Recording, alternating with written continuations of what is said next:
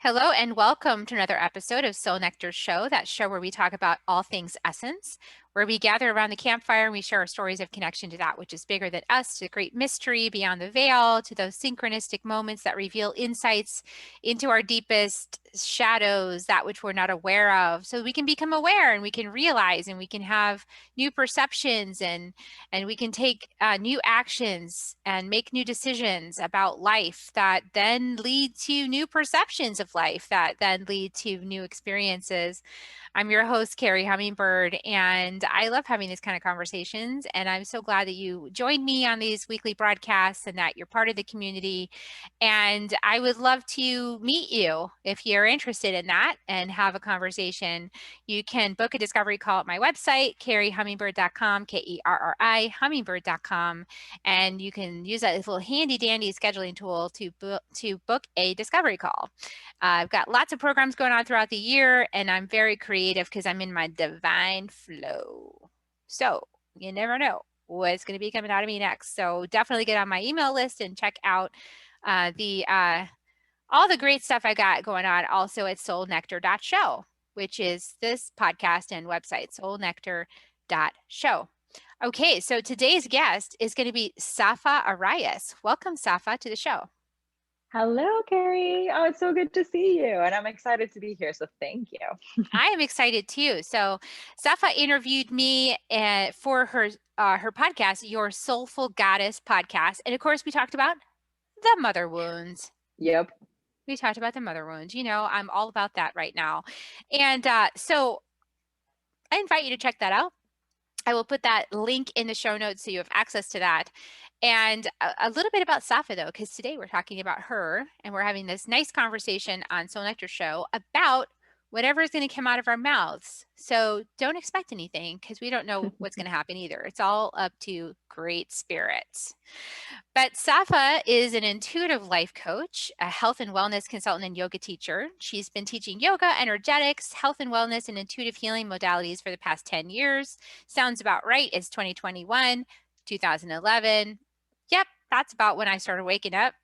So Sapha's teachings, she helps women better embody their true selves based on the power of chemical changes found through self-awareness, connectivity, and many tools that intuition has to offer. And we are definitely opening up our intuition here. We can, you know, as empaths, boy, we can feel a lot of stuff. And so it's really good to know how to take care of yourself and how to listen to that intuition and take inspired actions based on that, and to really understand how you can support yourself to heal from the inside out, to get to know who you really are and healing those ancestral patterns and all those. We're just all about this. You know, Steph and I are like on the same jam going on here. So much jam. Same. Yes. Agreed. Agreed. All those vibrations. Totally. So I guess we'll start off by the question I always start with is tell us about your journey. Like, how did this start to unlock for you? I noticed it was 2011. I know I was leaving my 20-year marriage that summer, out of here, new book opening in my life. I don't even know where it's going. So what was your story about that? Oh, goddess. Okay. So I actually now can say that what I've learned from most are the vast array of Kali faces in my life. So Kali referring, of course, to the goddess of destruction, but also creation and so much empowerment. And I love her deeply, and I've understood her very closely over the last couple of years. Really interesting because I always go back to my journey starting with my relationship to self in terms of growing up. I had very specific stories I had already told myself about me and about my world and about life and what it was that things were going to be like. One of them leading me down the path of an eating disorder that I had from many, many years, right? And in the process of really not knowing who I was or where I wanted to be or what I wanted to do or anything other than just wanted to be thinner and thinner and thinner and thinner, I came across this yoga studio here in Houston, Texas. And purely look, nothing happens by accident, but my intention was I get to get smaller, right? I wanted to look like Madonna. I wanted to do the things, and I'd heard that she did Ashtanga yoga, and this place had it, so there I was. Um, and the funny thing is, that to me marks the point where I truly started my development, where things really cracked open. Because the second I unrolled that yoga mat for the first time, and this is something that I teach my clients and my students often, the second you unroll that yoga mat, the work is in. It doesn't matter if you never again set foot on a yoga mat or studio ever again. It doesn't matter if the first class, second class, third class pissed you off and then you never came back. It doesn't matter if you're a devoted yogi. The second you first really embodied yourself there, that's when your spirit got the call and was like, cool, we're doing work, and stuff is going to start happening. So very often I find people who go through it that first time thought they would never come back, and then they do come back and they're like wondering why they came back to it. This is why. So that's where I start. And curiously, a little prior to that, I had already kind of started feeling the call of the divine feminine.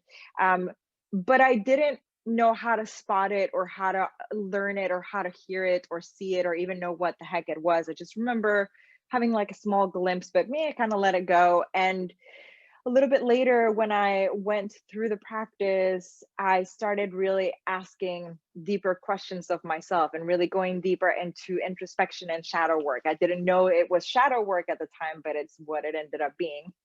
And I wanted suddenly to care about myself. I wanted to stop this self-hating pattern that I had been in for so long.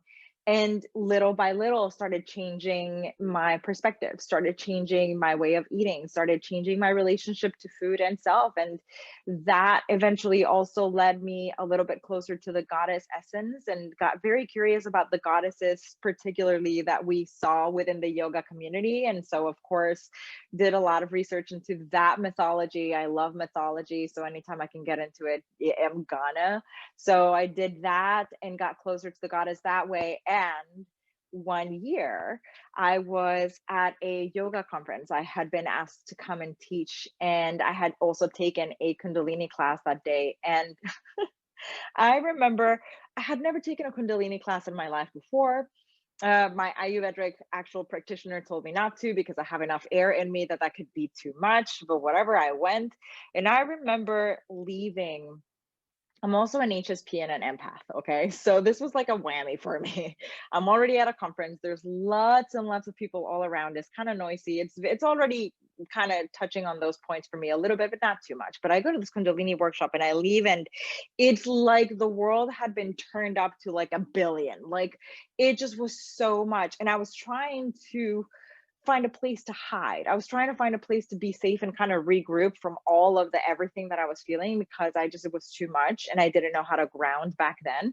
And I came across this red tent. It was just so kismet. Just like I just came across this yoga studio, I came across this yoga tent, and or yoga tent, red tent, and I ran in there and immediately felt that envelopment of the goddess. And I knew, and I had started reading The Mists of Avalon not too early before that. Like, I just started, right? And I was like, oh, this feels familiar, this feels so good, what is this?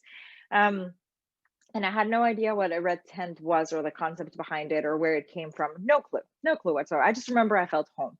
I felt home, and I was surrounded by all these beautiful women, and I just was like, oh, my soul wants this. Like, I want more of this. How do I get more of this? Give me, like, I was so hungry for it. And I left the conference and got deeper into the Mists of Avalon, and my life was changed. I mean, well, all of these have been changes, right? But once again, it was changed with yoga, it was changed with this.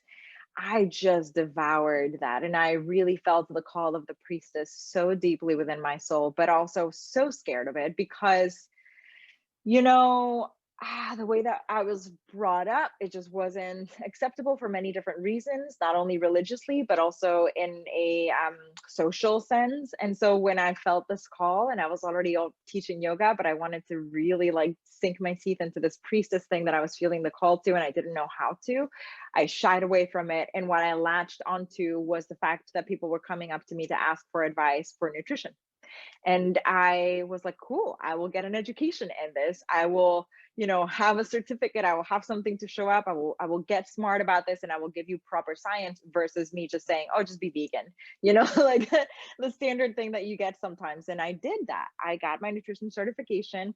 Um, I started taking in clients, started working with them, and universe is funny because as soon as I started working with clients, we sat down and yeah, we started looking at nutritional things, but stuff came up, stuff soul based, like soul life, like help. I need something kind of help that came through them.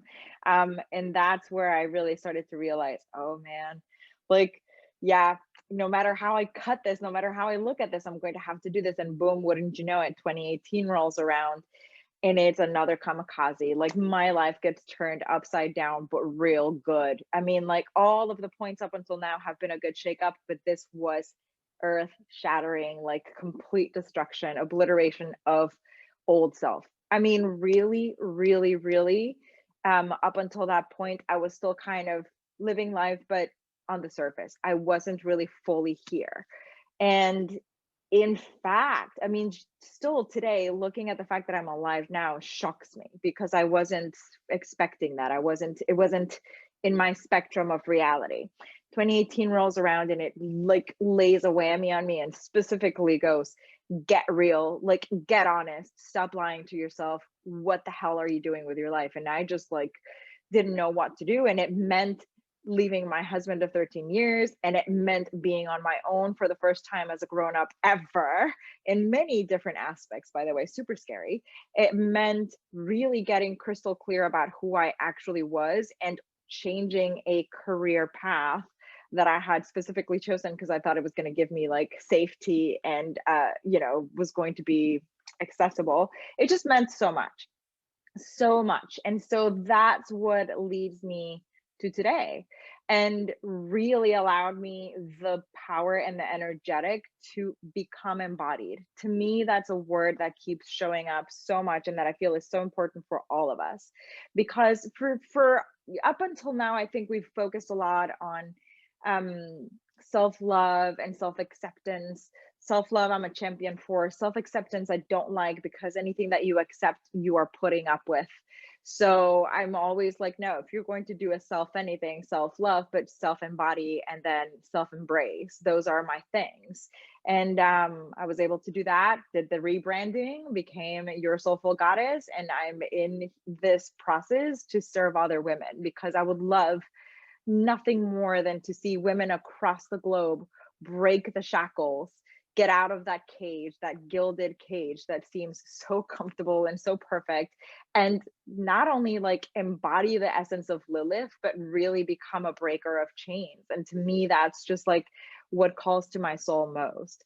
So that's a very long-winded way to get to your answer. That's awesome. I love it. Wow, there's so much to dive into. Yes. Speaking as a woman who went to a feminist college as a young person and got that training on how to be strong, and critical mind thinking and they were already teaching about sex in the media and how it disempowers women and all these things. And at the time I had a boyfriend, so at the time I was like, well, men aren't that bad. I actually like men better than women a lot. I'm only in this college because I know that I don't like women and I need to learn how to like them, because they lie and they gossip and they backstab you, and I'm not really interested in that, and I trust the men more. I was that's Me who I too. was. But I wanted to be strong and independent, and so I went to this college and they taught me all this stuff. It was great. It was really challenging. Smith College, for anybody out there who's like, where'd you go to college? That's where I went, Northampton, Massachusetts. And then I got into this relationship with this guy in California who became my first husband that I had kids with. And I got involved in the California Mm. lifestyle and the culture. And I started changing. Almost right away, my parents came to visit and they were like, who are you? Who are you? This is not the girl we put through Smith. Who is this? Where'd she go? Where'd you put Carrie? Like, they were like, it's so easy to get swept up. And by the time I was leaving my husband in 2011, I was like a Barbie. Honestly, I had the acrylic nail, not to, I'm not, definitely not judging anybody out there who's got the acrylic nails and everything. I'm just saying for myself, I was noticing that my values and what I prioritize and what I put my money on and how I spent my time was on making myself look like the manicures with like the, that I couldn't rock climb because I had these Mhm. nails that they would chip at the slightest thing. So you can't really use your hands. I was actually into all that. I would have the outfits, I dressed sexy. I was, showing my boobs. I mean, I was into that. And now I'm like, well, I'm on the other side of it, but I had this whole phase of like spiritual judge after I got into my That happens. my Yeah. spiritual path and I started judging all that. Like that's all bad. And now I'm not there. I'm just kind of like, well, where do I want to put my focus? It's not Yes. bad. It's just, is it the most accurate reflection of who I am on the inside? Like, does my outside match my insides? And that's really the question I'm always asking is it authentic? And I think that we have so many questions like that for women right Mhm. now, because there's not a one size fits all. Because at the time I really felt like, well, it was authentic to me because I liked my nails and I liked this and that, Yeah. right? But now it's like who you choosing to be. Well, and I think it's for me, there's a concept that I work with my clients a lot on, and it is the concept of yes and. Now, this comes from my acting days. Okay. So I love this because in improv, you are taught not to say no. You can't say no, even if someone comes up to you with like the most ridiculous thing you've ever heard in your life. You have to say, oh, yes. And like you have to keep the thing going, keep the thing alive. To me, life is like that. I've learned over the last couple of years, let's say 7 or 8 years, which have been super massive for me, that one of the best things we can do for ourselves to become empowered and embodied and really understand and honor the divine feminine in all of her forms. There's so many of her that we lean into the yes and. Yes, you were yourself in that space and there was room for growth. So, yes, you liked the acrylic nails and the things, and you were also seeking for something else. Yes, you were in that space and you were also compromising your values and you were externalizing. So, there's so many things that go into play with that. And what I like about that too, for all of us, I think is sometimes in the process of trying to heal a wound, we tend to overcorrect a little bit, right? We either go too far one side or the other. And to me, when it comes to the wounds that the feminine has experienced, we can sometimes overcorrect by going too hard, ironically, going too hard into the masculine and kind of settling into that space. And continue rejecting the feminine in all her forms, right? If there's one thing that I love, and I actually have a course about this that I'm revamping, and it's going to be all kinds of new things, but I launched it at the beginning of this year. It's called Freedom of the Goddess. And my way of getting people's interest in this was by really bringing forth a couple of archetypes. Now, those of us who love the divine feminine are familiar with the mother, the maiden, the crone, and those of us who've gone a little bit deeper know that there are at least 5 archetypes out there. Okay, I went deep into like study for like months, almost a year, and discovered that actually there's about 7 of them and they're all like related.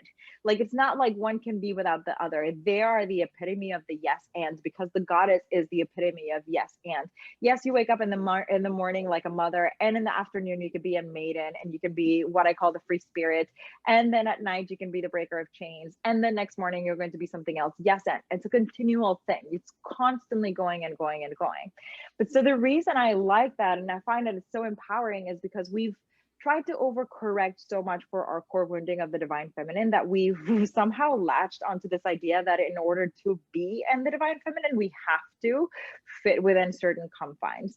And it isn't like that. The divine feminine evokes so many just different aspects of life and of universe and of creation and of self. She is deeply embedded as a part of the duality while holding everything in. So it's kind of one that I hurt when people say that they don't like the concept of the divine feminine because it's very much non-inclusive and it's very sort of set apart for everybody else. And I'm like, not at all. Literally everyone in the world, in the universe, can tap into the divine feminine. I mean, you don't have to you don't have to be within a binary construct. And that's what I would love for people to also know and honor and see, is that it's not like that. It's not exclusionary. It's the same for, yeah, you can be sexy as hell and like be in the divine feminine. You could also be tomboy as hell and be in the divine feminine. You could be a 5-year-old like me today with my stitch on my shirt and be in the divine feminine.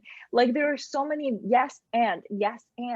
I mean, get curious about what the divine feminine actually calls for, because it's a constant flow. You can't cage her. That's the point.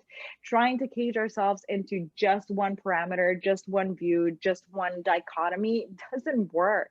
It just isn't how she is. So I love that you're saying that, because I think it's important for all of us to really tap into.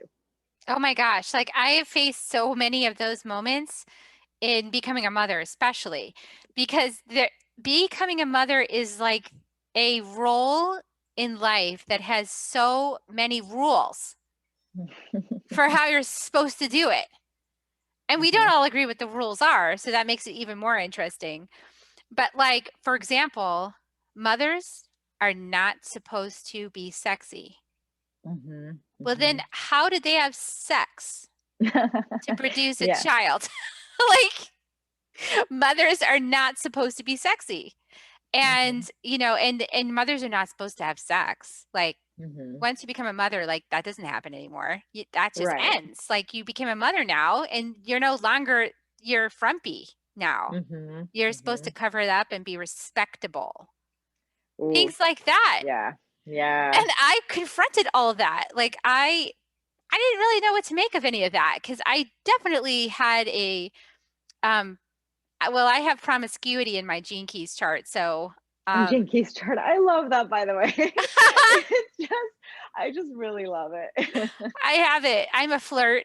I admit it. I have had spiritual judging about my flirtiness, but yeah, but that's also like I was thinking about this other day because I have been pondering my choices around the end of my last relationship and the explosion of sexual activity that happened in my life. And we talked a little bit about this on the last broadcast, so bear with me. But this is really a ripe territory, I believe, and I'm going to go a little deeper. We'll see what Sapha has to say about this.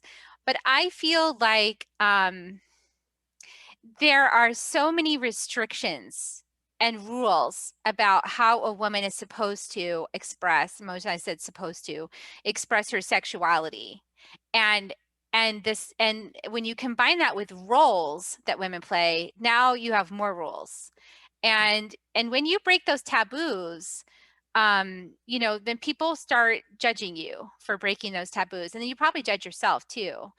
But yet what I noticed in the midst of my sexual revolution at the end of my last relationship, I'm calling it my sexual revolution now, because I was cheating. I could say that, or I could just say I was discovering that I had some ability to reach ecstasy through my body that I was not previously aware of.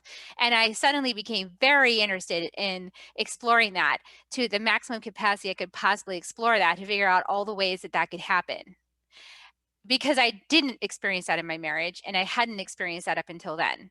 And I was like, all of a sudden, wow, this could happen. I want to know how many ways this could happen. I want to reach ecstasy. So let's explore that for a second. Okay. On a spiritual journey, we are here to reach our city, which is, in my chart, ecstasy is one of my citic states. So I was actually not wrong to reach that state. Now, did I break agreements to reach that state? Kind of, but I always did tell him that that's what was going on for me. I never lied about it. I just didn't know how else to do it. Like it had to get there somehow. I was on a soul's curriculum. So it's interesting when you flip through that lens, isn't it? To see what's actually happening. Oh my gosh, there's so much to all of that. So let me see if I can So organize my ripe. thoughts. So first of all, I love that these words are coming forth because they carry a particular energetic, especially for us who tap into the feminine, right? So the feminine is constantly bombarded with shoulds, have tos, musts, shouldn'ts, all of those. And they're super energetic binders. They're almost like shackles that continuously get thrown around us. And they literally keep us in place because that's what they're meant to do. They're meant to keep us in our place. How many times have we heard that story? Women are supposed to blah, blah, blah, blah. Yes, again, there's a reason for that. And they feel that heavy to your spirit.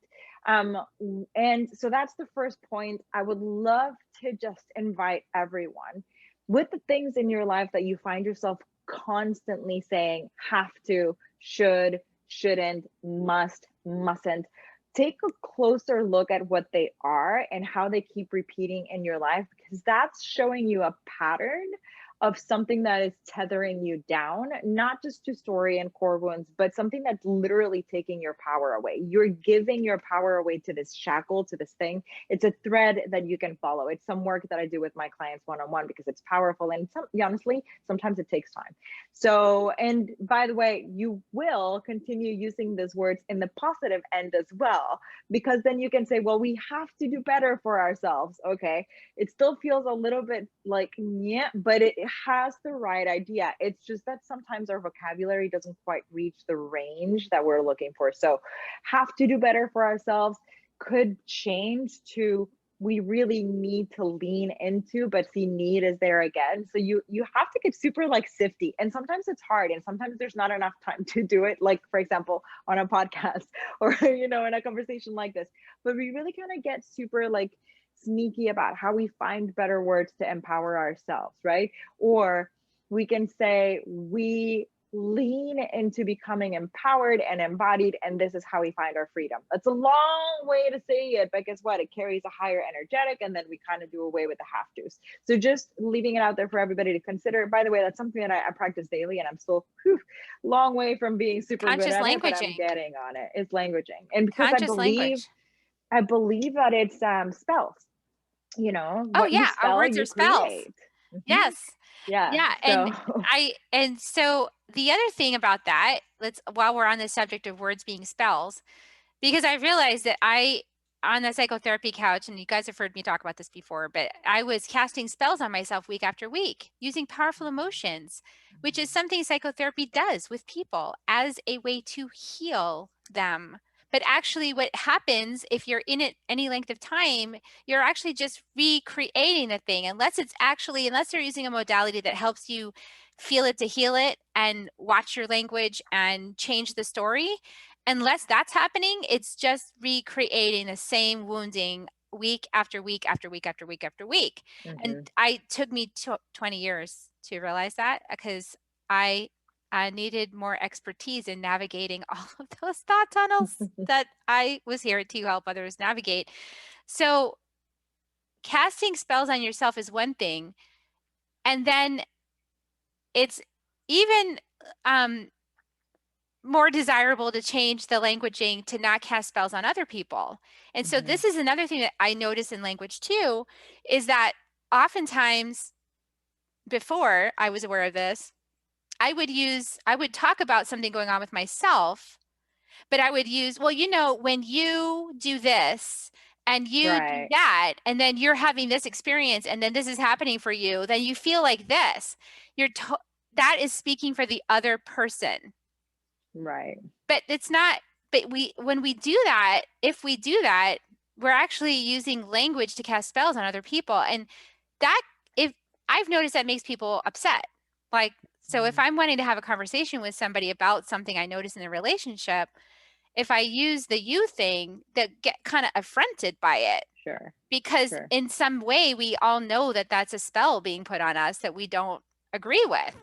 Mhm. So it's time to really be conscious of, when do I use I when I'm speaking for myself and my personal experience? When do I use you when I'm probably asking you a question about your Yeah. experience and not trying to fill in the blanks for my own position? And when do we use we when I want to assert that something is common in our Mhm. collective experience? Mhm. And these are just things Absolutely. that make a huge difference. They seem tiny, but they're really not. No, they're huge. They're huge. And they actually can tie this to the next point that I was going to get to from our earlier conversation, but I do love this so much. And it takes time, by the way. Like, this actually takes effort to sit and watch what it is that you're saying, especially for someone like myself who, like, I always say my brain works way faster than the rest of me, which means by the time I do 5 or 6 crazy things, by the time I catch up to like the third one, I've already done 5 and 6 or other crazy things. Like there's never really any catching up. And it's just something about myself that I've learned to like embrace and I look at. And sometimes it gets me in trouble and sometimes it actually can be kind of fun, but it is what it is. Now, what I'm trying to do is get that into some cognizance with like the way in which I speak. So by the time I've said it, it's kind of empowering everyone else involved. So yeah, it's work. But the other thing I was really wanting to touch on, which is something super interesting about what you'd said, is so I'm not going to give you the whole 7 archetype spectrum, right? Because that takes literally a whole course to go through. That's why I have it. But I will give you at least one of them. And it's the one that kind of causes a lot of our bristles to really like, and it's the free spirit. The reason why is because she is super free with her sexuality and her sensuality.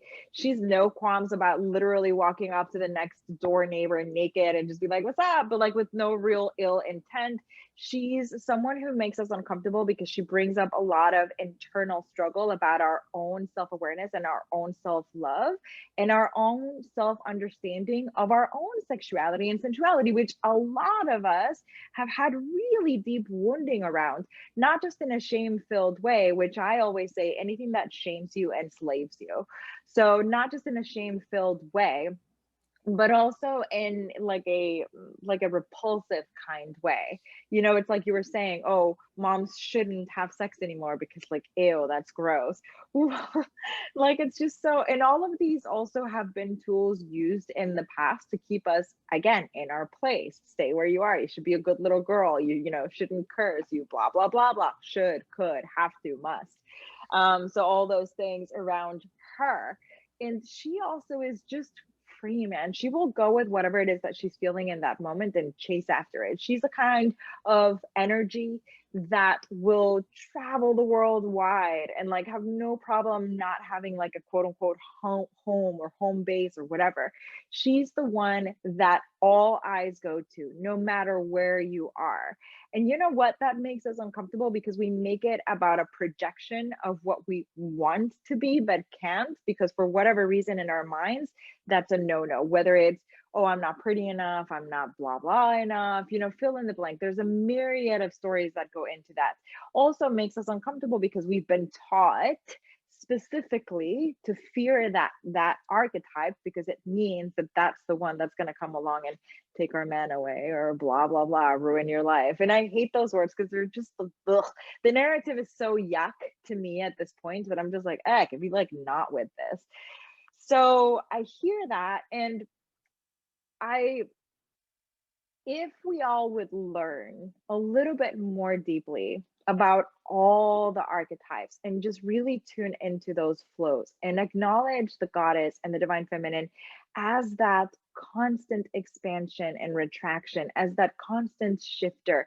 I always think of her as like a lioness prowling, right? She's super sensual. No matter how you cut it, no matter how you want to look at it, the divine feminine is sexual and sensual, and she's super confident. There's no like hesitation in that. Many of us don't have that because it's been kind of washed out of us. Like it's just been kind of like put away.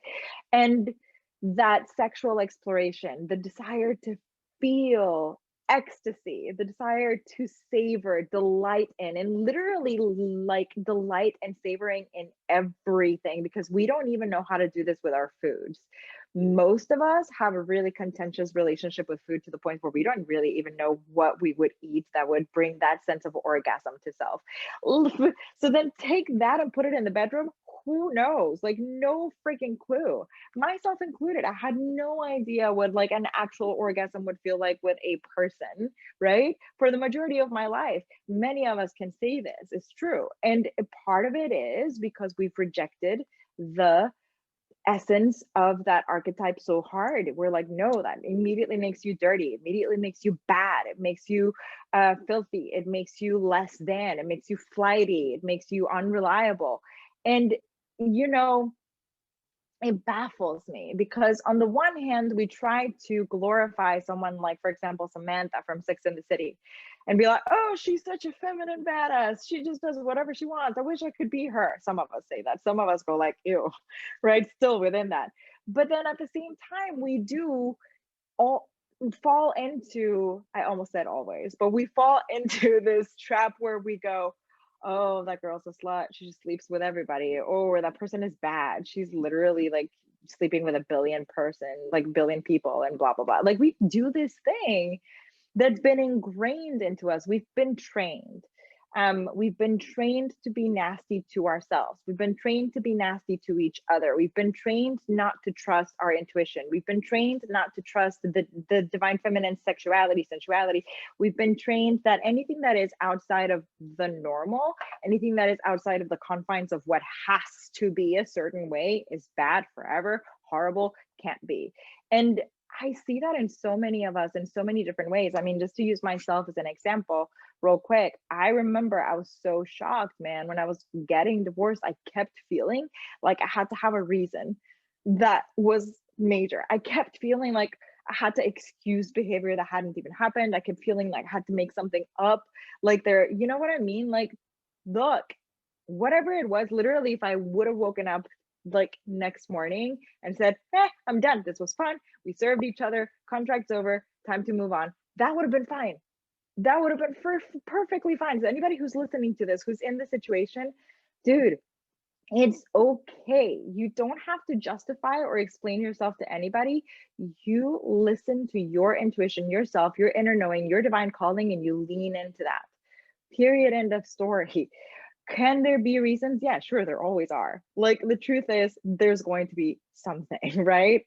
Breaking, blah, blah, blah, whatever. But the point is, hey, if this is where you want to go and if this is what you need, kind of like what you were saying, you had never experienced ecstasy. So you were out there like trying to find it and like, oh my God, I didn't know I could feel this in my body. Okay, that's cool. You probably didn't get a chance to. Most of us don't. And you know, I don't know if this was your case. It definitely was mine. My case, I married very young, so for sure, I had no idea. You know what I mean? I also was under very strict religious instructions not to. So there's so much nuance, there's so much richness to these topics. And sometimes we get caught up in one, and it's the good and bad. And we don't look at, but wait a second, there's so much stuff out here to look at, and so much like just little details that we can be honoring and really going into. That's why I like shadow work too, because it's beyond. Look, I love therapy and did therapy for a little bit, liked it, helped me a bunch, and wouldn't dissuade people from going. It's safe to say, when I actually learned about shadow work and when I actually learned to go deep and really honor those spaces and remember, oh, I'm not the emotion. Okay, cool. Oh, I'm not the story. Okay, neat. That's when things really started to transform for me. So there is those differences. And for me, in this sense, with honoring all of the archetypes of the feminine is the same. It's when you actually pull back and go, oh, okay, there's a room for this and there's room for that. Now, are there points of dis-ease within those archetypes? Yeah, sure. Like within everything, divine feminine and divine masculine both have them, but we honor them. Yeah, it's so powerful. I was thinking about what you said about intuition and yeah, when I finally left, I had well, it's like all the energy fell out of the relationship for me. It's like I Mhm, knew and then it just felt done. Period. mhm, Like it was just so clean and clear, like that's just over. And like it was shocking almost how quickly it was after all these years of trying to make it work and the therapy and all this kind of stuff and trying to fix myself and figure out and then it was just like it's done. It was just amazing to me. Actually, it was shocking. And I know he was shocked too because he was like, "What do you mean?" Thought mhm, we were going to do mhm, this the rest of our lives and I just knew. I just had that inner the energy went completely out of it. It was just yeah. gone and I was done. Period. And Mhm, I think that happens for I don't I've heard other women say that they've experienced that kind of feeling. I'm not sure it happens for men. I don't know enough men and haven't asked that question of enough men to find out, but it seems like something that women experience sometimes where it's just that's just it. We're done. That's over. And mhm, and then it's time to really honor that, and I stepped into I mean, I left a 20-year relationship. I left I left my beautiful art studio that we had just built for me like the years before. I just finally had a big art studio made from scratch, like to my specifications. And I walked out of that relationship and left it. And my heart was broken into pieces over that. Mhm. But it was the right thing to do. I just knew it in my body that it wasn't compatible. Like what I was going through and Mhm. what I needed to, the adventure I needed to go on of self discovery was not compatible with this marriage construct in the way that, Mhm. in the tools that we had to deal with it. Yeah. Now, if I'd have been in a different relationship, maybe with a partner that was, had some skills in spiritual inquiry and had a background in that and was into transformation work and done his own personal shadow work and was committed to that. And it could have been a completely different scenario where it Mhm. would have been safe and okay to continue that exploration. But that wasn't the case. And, Mhm. so it was not a match. And so, there's sort of like I have this desire to do no harm. And I don't know how other people feel. Maybe take a look inside. But I have this feeling like I want to do the least amount of harm as possible while also setting myself free. And so in that moment, for me, it was clear. It was like, this staying in this relationship is doing more harm to Yeah. everybody involved, the children especially, than it is good. And I don't know what's next, but whatever it is, I have a clear knowing that that thing is for me. And in fact, that's what unlocked my this whole part of my journey, which I would never give up. Like, sorry for hurting your feelings, sweetheart. I'm really sorry for all the pain I caused you. And this is the most amazing aspect of my life that I would never give up, like ever, ever, ever, ever. Mhm. So I think that having experienced this, I have a new insight now that I really encourage people I encourage people to explore, like if they want to leave a relationship, I encourage them to really dive in and see if there's some shadow work to do that, Mhm. maybe you're trying to avoid. But also, if that's not the case, like you have to be fearless. You have to trust that knowing. If the energy's gone, the energy's gone. If it's dead and flat and over, then it's dead and flat and over. Like you're not going to resurrect a dead body. So like you just honor it, bury it, honor it, ceremony, thank you, gratitude, and moving on. It's just like a death. Mhm. That's so, so true. And it's powerful to me because that's exactly what I experienced. And I honor it in this way. So, one of the biggest lessons of my life, and it goes included in this, but it kind of started percolating before this, is that anything that stagnates dies. And I don't mean like a death. Look, there's death that leads to rebirth. That's what I like about Kali. I mean, there is that process of destruction in order to become the phoenix, right? But some deaths, especially those that come from stagnation, and when something just doesn't move anymore, those are permanent. Those are like permadeath. There's like nothing that you can do after that. And for me, it's we go back to the same thing. Our words are spells. Yes, I think we do ourselves in a little bit when we go through those marriage vows and we vow like till death do us part, because you know what, everything in the universe is constantly fluxing, moving, just like the divine feminine, because that is the essence of creation. Yes, everything is moving, flowing, changing constantly. Do I believe that there are some cases in which that can be a thing? Yeah, 100%. I mean, my brother, one of my brothers, and his wife are forever. Those two are like all the things, right? But does it happen for everybody? No. And also, I think that if we change that dynamic to say, hey, we are here to serve one another, up until such a point where that might change. If it changes at all, it may not. It may go on forever. And if it does, great. But if it changes and we stop growing and there's no energy and we stagnate and paths go in different directions, then we can honor this and thank it and be grateful for it and go our separate ways. And that's exactly where I was. And I think that's exactly where you were from what you're saying, it sounds like.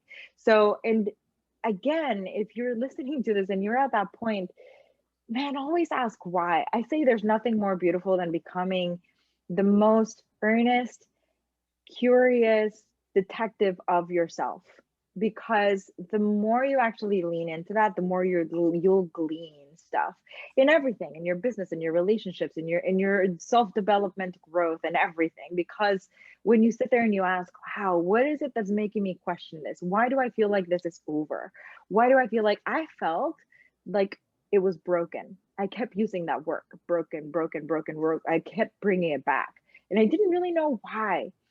And and I had to go and really get deep and really introspective and see and look and be like, ooh, it's actually been like this for a very long time. And sometimes understanding that asking the big question, the why, is going to help us go so much further in the growth, even if it's painful. Pain, I think we're too afraid of pain. I think pain we really need to start embracing as one of our biggest teachers ever, because it is. And when we do, that actually helps us a lot more. It's way more freeing than staying in a situation. And it doesn't even have to be a marriage, could be a job, could be a friendship, in a situation that is just no longer alive. It died a long time ago, it stagnated. A long time ago, all of that shifted, it transitioned, the contract was fulfilled, it was time to be done. And then if we keep trying to force things, man, anything that you resist or force is gonna break. And it's just gonna keep coming back to you like a boomerang, like, but to like attack you. So breathe, like breathe life into yourself, pause, ask the questions, lean into your knowledge of yourself. Like, what do I know about myself, right? How am I compromising my values, my morals, my beliefs, my boundaries in this situation? Am I compromising any of those in this situation? And if I have done that, what has been the outcome of it? Because a lot of times when we do those things, that's why things stagnate and that's why they peter off and die. Listen, no relationship is going to be perfect. No parental relationship, no romantic relationship, no friendship relationship, no work relationship is going to be perfect. No, not even your relationship with yourself is going to be perfect. And that's the most important one of all. So if none of them are going to be perfect, then they're all going to ebb and flow. You're going to have good days, you're going to have bad days. Sometimes you're really not going to want to freaking be there anymore, just because you kind of made yourself sick of the person or the situation. But is it really a death, or is there a regrowth? And if there is a death, honor that, put it away, move on, let that go so that you can breathe new life into yourself, because something better is coming your way. And I think a lot of the reasons why we also get stuck in this paradigm is because we've been taught there's only one way, and that one way is, this is it, this is your one chance, this is your forever, and if you mess it up, then you're going to be an old man, you're going to die alone, you're going to be unhappy, and all these horrible, awful things are going to happen to you because you did this. And like, It's poppycock, not really like, true. It's not true. I mean, it's I'm so living much in proof bull. of that's not true. I have the love of my life now. We're happy. We're both aligned to, our soul paths, and the father of my children, he has a new wife, and he's happy. So Mm-hmm. no, it's really not that way. He's actually said he's so grateful that she's not an artist. Because he had enough of an artist with me, and it wasn't a good match for him. He likes more security than that, and the unpredictability of me was too much for him. It actually really caused him a great deal of stress. So, we all find out about ourselves. This is about learning about ourselves and being willing to let go of what's no longer working for our personal growth or our discovery of ourselves, to let it go and let it be recycled. We have such a hard time with endings and Yeah. completions. And it's actually that's Callie also was my guide for ending that relationship. And she just came and just like the whole forest burned down. It was just like whoosh, whoosh, Yeah. like, and then all your family structures. And by the way, I'm gonna introduce you to Toltec wisdom. And now you're gonna like get yourself out of all the disempowering matrices in your entire family, and everyone's gonna hate you for a while, but then you're gonna Yep, come back. yep. So I mean, it's kind of like that. Like you just like raise the ground, and everyone's mad, definitely mad. But then the truth starts to emerge out of that lie. Like it's like the whole lie burned down, and now the truth can finally start to grow in an authentic way. And as that happens, then everyone can kind of learn and grow from that experience, and then build new connections that are actually more authentic for who we really are, not based Mhm. on history or based on other ideas born of talking and making stories, but actually who you are now in the moment. And like you said, that God is freedom, but she really wants to be free, and she doesn't want to be chained Yep. even to someone else's identity about who she might be based on past Mhm. events.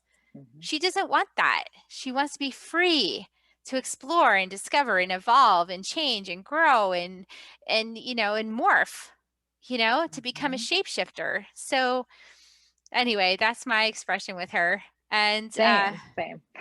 yeah, I'm not going to be caged by anybody. Yeah, So this yeah. is really the work. And I have to say the work doesn't end. I mean, like even now that I have this new level of love and connection and freedom and joy and in this relationship, and that my partner is very conscious and that we do this work together, and that, my sons are starting to understand the game a little bit and play it with me. And they're like, oh, okay, like I get how this is a little bit. It's fun as a family to look at your gene keys and figure out who each other is. And oh, this is your soul's Mhm. curriculum. That's a fun game. And even with all that, there's still stuff. I bump up against the edges of these old ideas within myself. I bump up against the edges of them. And it's like, why am I not feeling, sexually expressive? Oh, well, I better look at that. Right. Because there's something going on inside me Mhm. that needs healing. So I love that. This conversation is profound. It could go on for a very long time. I hope I hope everyone has enjoyed this conversation. I certainly has. This has been amazing. So I know that you're going to give us a link to explore some more deeply some of your programs. So that's going to be coming to you guys. If you just check the show notes, you'll find that in the show notes. Um, any last things you want to leave people with today?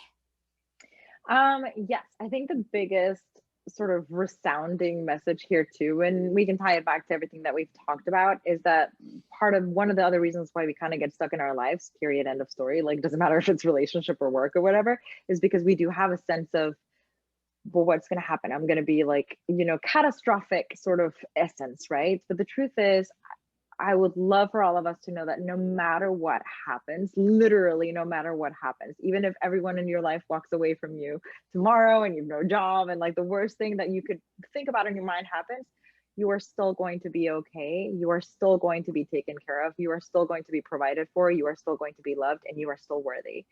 So really let that sink in because it's so, so, so important. And then just, yeah, you can always reach me. Like if you want to work one-on-one with me, I'm available. Email me and then connect with me on Instagram. All of those links you can have down in the information that Carrie is going to provide for you. But you're not alone. We're all here together. So explore. Beautiful. I love that. Well, okay, so you guys know what to do. Please leave us a like, a comment, a review, a share it out on social media, share it with some friends privately, however you want to share. The engagement is what helps the search engines know, oh, this is important content, is when people engage with it. So we appreciate you doing that for us and getting this word out. Sapha's beautiful work that she does with people. So be sure to share this out. And we're gonna give kisses. So would you like to join me? I'm gonna give everybody kisses now. Here they Oh, come. Here come your COVID-free kisses.